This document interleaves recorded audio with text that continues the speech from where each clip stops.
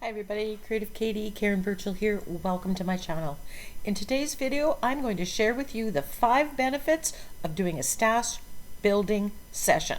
And I'm going to actually do a stash building session while I give you those 5 reasons. So number 1, it's going to help you maximize the use of new or old supplies. In today's video, I am going to showcase some new supplies that I just got and do a stash builder. The supplies that I'm going to use here are these clearly aligned decor stamps. Now they're meant for furniture and stuff, but they are wonderful for mixed media. This one, Monarch Collection. Now this is a 12 by 12 sheet of stamps. Look at them. The butterflies are massive. And look at the variety that you get. In this one, there are 20 pieces and they come off separately. This one, called Handwritten Note, has all these wonderful fonts in larger sizes than you can ever get. This one, though, comes one piece. It's a solid piece. So I'm going to show you how I utilize that. This one, Linear Floral. Look again at the size of these blossoms. If you're looking for larger stamps, this may be the answer. Now these are all available right now and they're on sale at NINNYSNAPKINS.com. I'll link to that.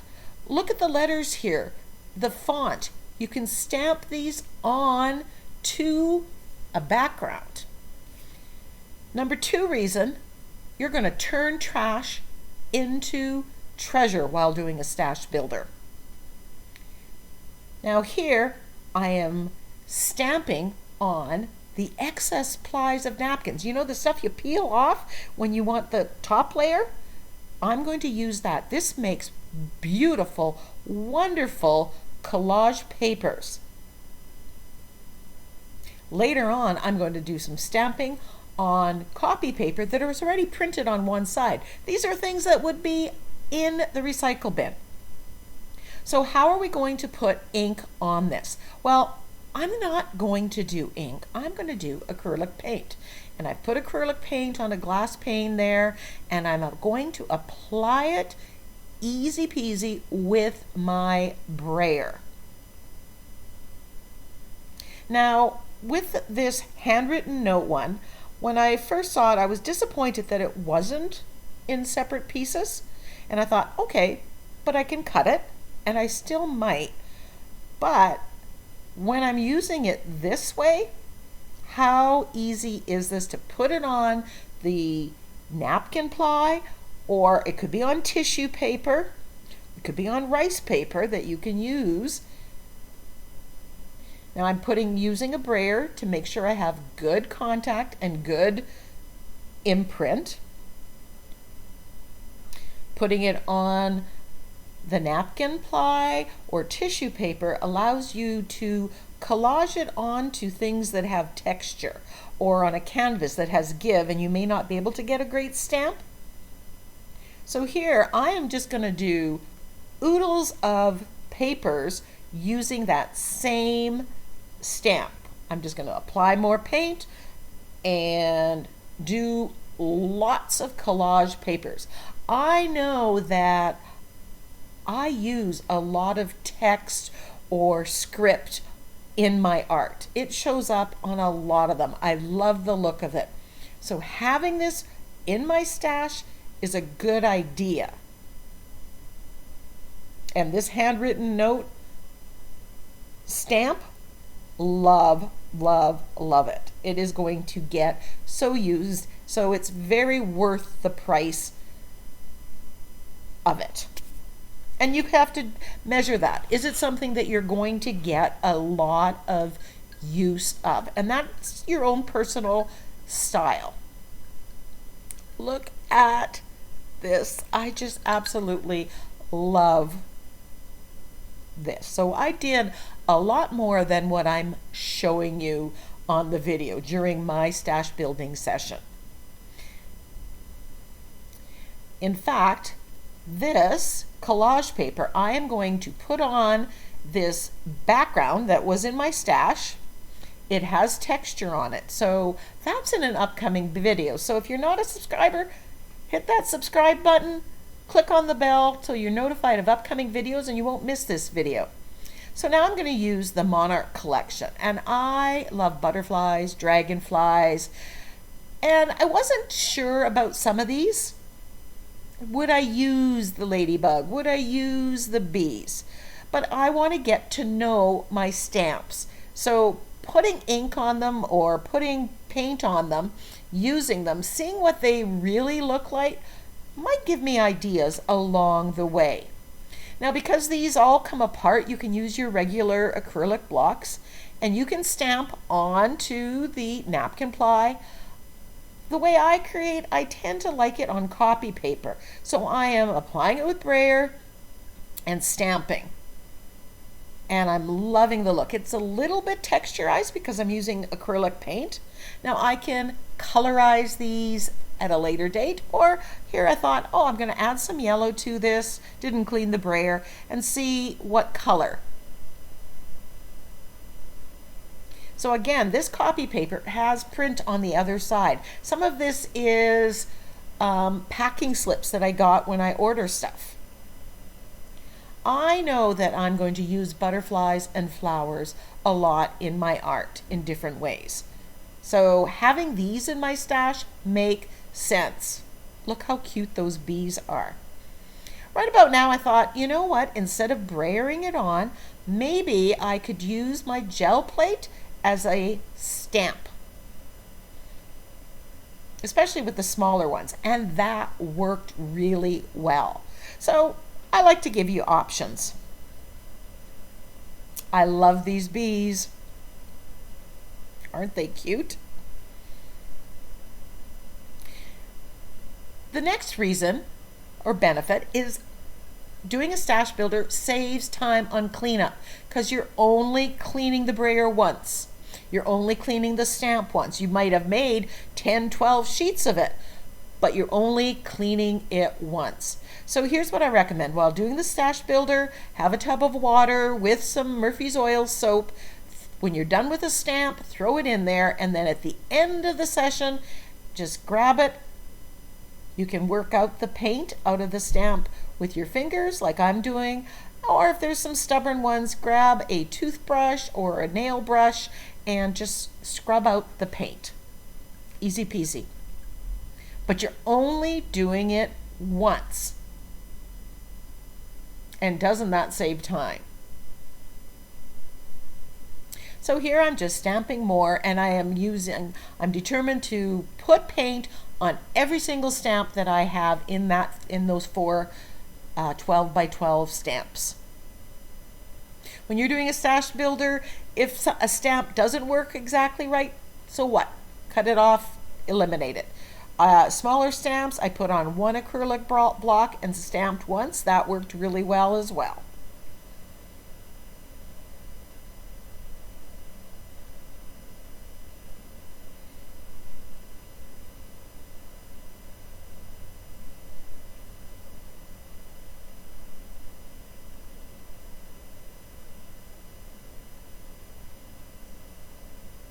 I just kept stamping away, filling my papers as I went. Getting to know the stamps, because sometimes you just don't know how they look. Now, right about now I thought, well, what if I colorize them? And I thought, well, I wonder if my Inktense blocks would work to colorize this, and how can I get. Now this would work with any stamp. These aren't, the tips that I'm giving you aren't exclusive to these 12 by 12 stamps that I have. So with the Inktense blocks, I dampened the stamp a little bit, and then I'm rubbing on several colors of the Inktense blocks. Goes on really easy. And then I am going to stamp with it onto, I'm just doing regular copy paper. If you did it on watercolor paper, you get a different look. Maybe it would work better. You can stamp it onto mixed media paper. So I'm liking the look, but it's a little dry, so I'm applying more. Now Inktense blocks are ink, not watercolor, and they are permanent when it's fully activated and it's dry. So here I'm spraying a little bit more water on it after I put the ink, the color on, and pressing down, and well, that didn't quite work. Not enough ink, not enough water. So I put more water yet. I'm learning the way. So when you're doing a stash builder, you're getting inspiration. You're getting creativity. You come up with ideas and you're solving problems. Another benefit that I didn't specifically say, ooh, that works. So more water, but you'll figure it out. Trial and error. And a stash builder is, you're just doing it. You are trying things, experimenting, and learning what works. Now again, this will work with any stamp, not just these ones. So I'm loving, loving, loving the look of this. And you know, once you apply the color, you can get several stamps from it. Each one's a slightly different, but I like that variation. And as I kept going, I got better and better, and I was happier. So there I'm just applying more water, and I'm going to stamp over this one. What have I got to lose? It either works or it doesn't. Right now it wasn't usable. That one's better.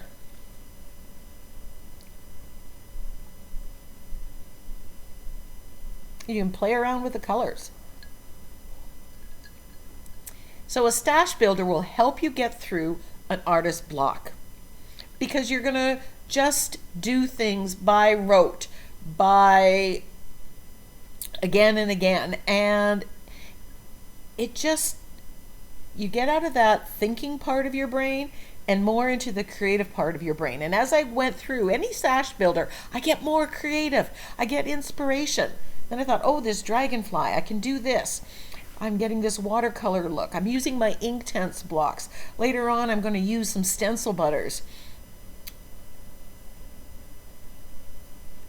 So do a stash builder to break through that. You're doing something, you're doing art, but you're setting yourself up for future success, and you're just enjoying the process without worrying about an end product, because sometimes thinking about that end product really locks us up.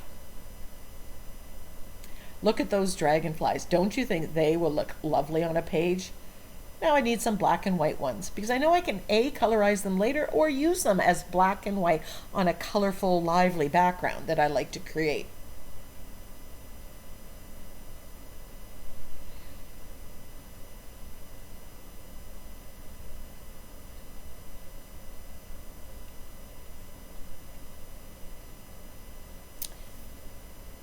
Even some of these things that I didn't think I liked, like this partial dragonfly, I'm thinking, oh, I could use that. I could combine that with a napkin. I could perch it on a flower from a napkin. So I'm getting ideas. I'm breaking through that artist block and getting ideas, which I'm writing down on a piece of paper on the side when I get them, because, you know, sometimes I forget.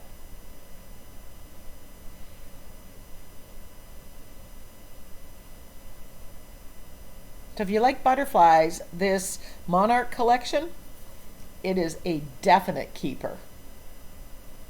You have so many different butterflies and different angles. And aren't these ladybugs the cutest?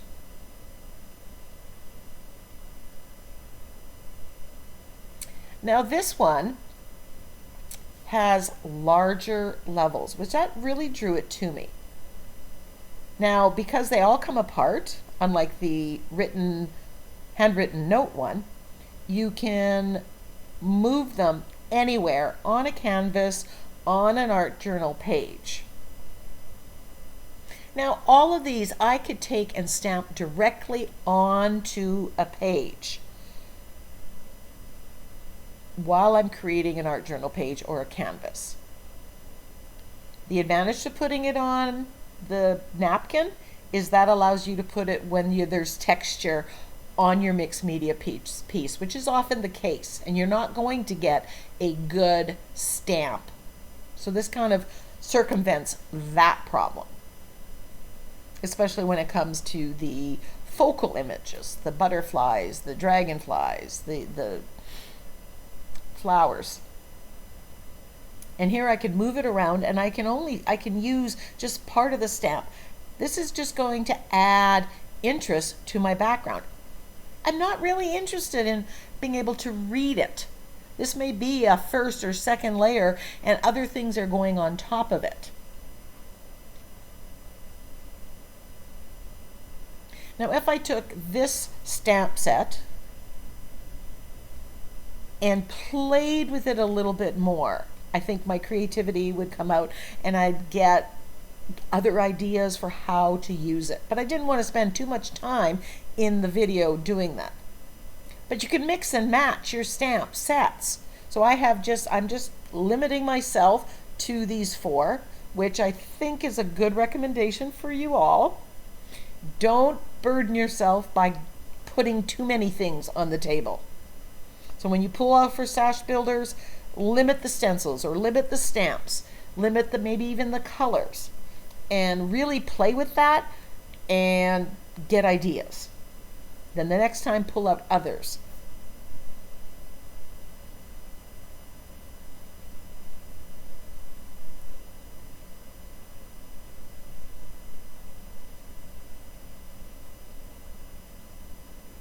So again, here's the idea. I thought, oh, you know what? Sometimes magazine pages or pictures or out of a catalog that just have interesting colors. Wouldn't that be good? Just stamp some text on that. So here I'm brayering as it sits flat, and I'm going to apply the page on top. The reason is if I flip it over, it kind of falls off, because remember, every one of those is single. And then I'm just going to use the brayer to make good contact.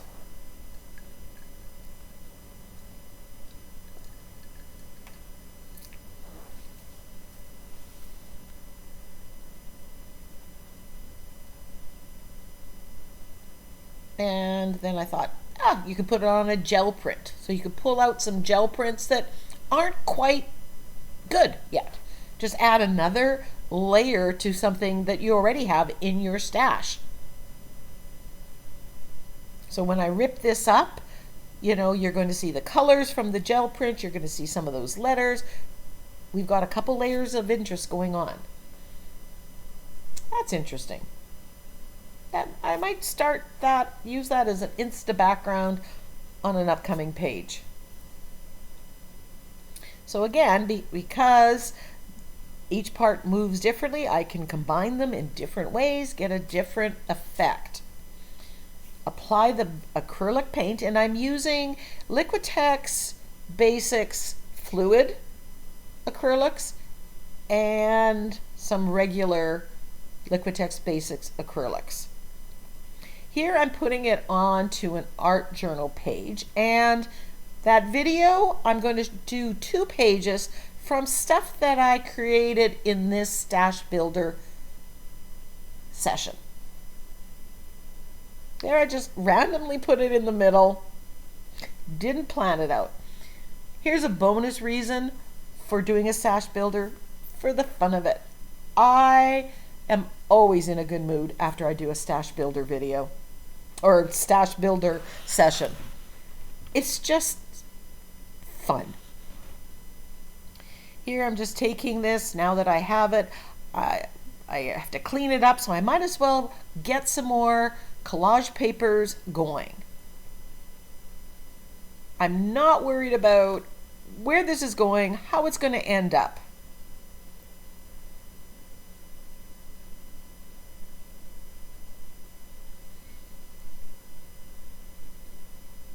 This is simply going to be a layer on a page.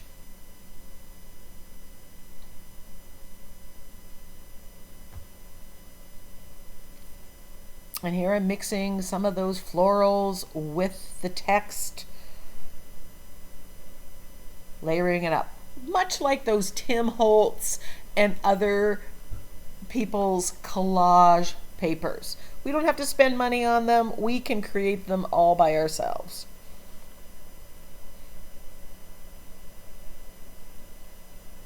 And then they're unique to us because nobody's going to have a collage paper like the one you've created. So here I'm using that linear floral one, and the size of these blooms are absolutely gorgeous. And I'm so glad that I'm stamping them all out and seeing what they can do, because some of them I wasn't overly impressed with them when I just looked at them. But as soon as I stamped them, came to life. Here I'm just colorizing them just to show you another stamp, colorizing it using my Inktense blocks. And again, you can have fun with whatever colors you have.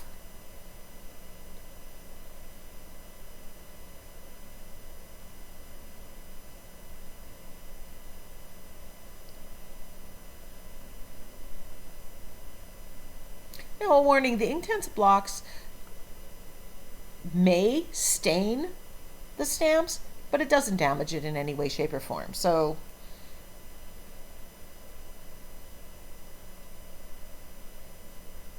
and just a reminder, when I'm done, those stamps go into that tub of water that I clean up.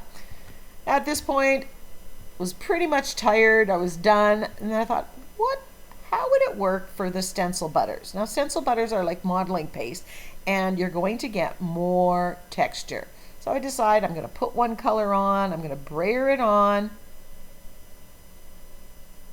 Now you're absolutely going to want to make sure you clean this as soon as you're done, because you don't want the stencil butters or modeling paste to dry on this. But when I stamped, it did exactly what I thought it was going to do. It has that wonderful sheen from the stencil butters, that pearlized look, and it has texture. OMG, I can see doing this, stamping onto a page, or just cutting out what I have here. And I don't know if I hadn't done a stash builder that I would have come up with this idea. Here I'm mixing colors and getting kind of a blend. Every time I stamp, I get slightly different, just like nature.